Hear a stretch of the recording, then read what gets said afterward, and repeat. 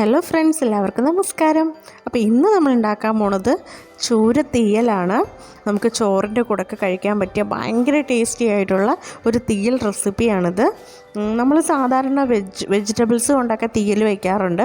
അതുപോലെ തന്നെ non veg കൊണ്ടും, അതായത് ചെമ്മീൻ തീയലും ഒക്കെ വയ്ക്കാറുണ്ട്. അതുപോലെയാണ് നമ്മൾ ചൂര തീയലും വയ്ക്കുന്നത്. ചൂര മീൻ പ്രത്യേക ഒരു ടേസ്റ്റാണ്. അപ്പോൾ അത് വെച്ചിട്ട് തീയൽ വയ്ക്കുമ്പോൾ നല്ല ടേസ്റ്റാണ്. അപ്പോൾ നിങ്ങൾ കൺഫേം ആയിട്ടും ട്രൈ ചെയ്ത് നോക്കണം. അപ്പോൾ നമുക്ക് പുതിയതായിട്ട് ചാനൽ കാണുന്നവരാണെങ്കിൽ ചാനൽ സബ്സ്ക്രൈബ് ചെയ്യാൻ മറക്കരുത്. അതുപോലെ തന്നെ അടുത്തൊരു ബെല്ലൈക്കൺ ഉണ്ട്, അതുകൂടെ എനേബിൾ ചെയ്ത് കൊടുത്തേക്കാം. അപ്പോൾ നമുക്കെങ്ങനെയാണ് ചൂരത്തീയൽ ഉണ്ടാക്കണേന്ന് നോക്കാം. തേങ്ങ വറുത്താണ് നമ്മൾ തീയൽ ഉണ്ടാക്കാൻ പോണത്. അപ്പം ഞാനിവിടെ ഒരു 1.25 കപ്പോളം തേങ്ങ എടുത്തിട്ടുണ്ട്. ഫ്രഷ് ഗ്രേറ്റഡ് കോക്കനട്ടാണ്.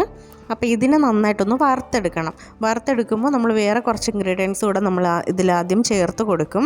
അപ്പോൾ ഞാൻ ആദ്യം ചേർത്ത് കൊടുക്കുന്നത് ഉലുവയാണ്. തേങ്ങയുടെ ഒരു പച്ച ചുവ ഒന്ന് മാറി തുടങ്ങുമ്പോൾ തന്നെ നമ്മൾ ഉലുവ ചേർത്ത് കൊടുക്കും. 1/2 ടീസ്പൂൺ ഉലുവയാണ് ഞാൻ ചേർത്ത് കൊടുക്കുന്നത്. ഉലുവയുടെ കൂടെ തന്നെ നമ്മൾ കുറച്ച് കറിവേപ്പിലയും പിന്നെ ഒരു 3/4 ടീസ്പൂണോളം കുരുമുളക് പൊടിയും കൂടെ ചേർത്ത് കൊടുക്കും. ഇത് മൂന്നും കൂടെ ചേർത്ത് നമ്മുടെ തേങ്ങ നന്നായിട്ട് ഏകദേശം ഒരു ഗോൾഡൻ കളർ ഡീപ് ഫ്രൈ ആവുന്നവരേക്കും നമ്മളിത് വറുത്തെടുക്കണം. അതിന് ശേഷമാണ് നമ്മൾ ബാക്കി പൊടി ഐറ്റംസൊക്കെ ചേർക്കുന്നത്. ബാക്കി മുളക് പൊടി, മല്ലിപ്പൊടി, പിന്നെ മഞ്ഞൾപ്പൊടി ഒക്കെ ചേർക്കാനുണ്ട്. അപ്പോൾ ഇത് നന്നായിട്ടൊരു ഗോൾഡൻ ബ്രൗൺ ആയതിനു ശേഷമാണ് നമ്മളത് ചെയ്യാൻ പോണത്. ഇതിപ്പോൾ നന്നായിട്ട് ഒരു ഗോൾഡൻ ബ്രൗൺ കളർ ആയിട്ടുണ്ട്. ഇനി നമുക്ക് ബാക്കി പൊടി ഐറ്റംസ് ചേർക്കാം. അപ്പം ഞാൻ ആദ്യം ചേർക്കാൻ പോകുന്നത് മല്ലിപ്പൊടിയാണ്. മല്ലിപ്പൊടി വന്നിട്ട് ഒരു 2.5 ടീസ്പൂണോളം മല്ലിപ്പൊടി ചേർത്തിട്ടുണ്ട്. പിന്നെ മുളക് പൊടിയാണ് ചേർക്കുന്നത്.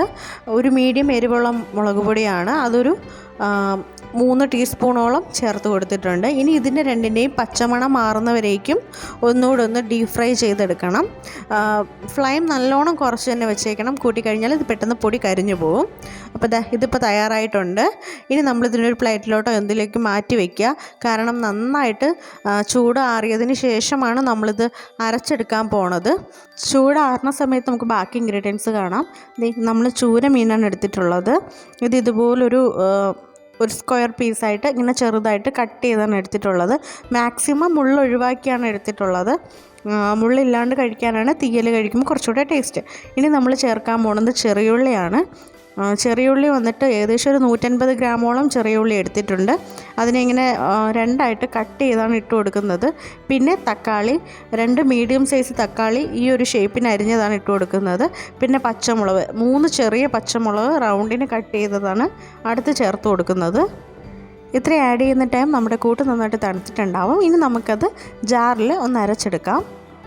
പിന്നെ നമ്മൾ കൂട്ടിൽ മഞ്ഞൾപ്പൊടി ചേർത്തിട്ടില്ലായിരുന്നു. ഇത് അരയ്ക്കുന്ന സമയത്ത് ഒരു 1/2 ടീസ്പൂണോളം മഞ്ഞൾപ്പൊടി ചേർത്ത് ഇതുപോലെ ഒന്ന് മിക്സ് ചെയ്തതിന് ശേഷം ജാറിൽ നമുക്ക് അരച്ചെടുക്കാം. വറുത്തെടുത്ത തേങ്ങ ആയതുകൊണ്ട് തന്നെ നമ്മൾ തുടക്കത്തിൽ ഒരുപാട് വെള്ളമൊന്നും ഒഴിക്കേണ്ട കാര്യമില്ല. വെള്ളം ഒഴിക്കാണ്ട് തന്നെ ഇത് നന്നായിട്ട് പൊടിഞ്ഞു വരും. നന്നായിട്ട് അരച്ചെടുക്കാൻ പറ്റും. അപ്പോൾ ഞാൻ ആദ്യം വെള്ളം ഒഴിക്കാണ്ടാണ് അരച്ചെടുക്കാൻ പോണത്. അത് കുറച്ച് നന്നായിട്ടൊന്ന് പൊടിഞ്ഞു വരുന്ന സമയത്ത് നമുക്ക് പുളി ഇട്ട് കൊടുക്കണം. ആ സമയമാകുമ്പോഴും നമുക്ക് വെള്ളത്തിൻ്റെ ആവശ്യമുണ്ട്. വെള്ളം ഒഴിച്ചാലേ പിന്നെ അത് നന്നായിട്ടൊന്ന് അരഞ്ഞു വരുള്ളൂ. അപ്പോൾ തുടക്കത്തിൽ നമ്മൾ വെള്ളം ഒഴിക്കേണ്ട ആവശ്യമില്ല. അപ്പം നമുക്കിത് അരച്ചെടുത്തിട്ട് കാണാം. ഇതുപോലെ നന്നായിട്ട് പെട്ടെന്ന് തന്നെ ഇത് അരഞ്ഞു വരും. ഇനി നമുക്ക് പുളി ചേർത്ത് കൊടുക്കണം. പുളി വന്നിട്ട് ഒരു നാരങ്ങ വലുപ്പത്തിൻ്റെ പുളി. അതിൻ്റെ കുരുക്കളൊക്കെ കളഞ്ഞ് നല്ല ഇതായിട്ട് ഇങ്ങനെ പ്രസ് ചെയ്ത് നോക്കിയിട്ട് വേണം ഇടാൻ വേണ്ടിയിട്ട്. അതിന് ശേഷം നമ്മൾ കുറച്ച് ഉപ്പും കൂടെ ആഡ് ചെയ്ത് കൊടുക്കും.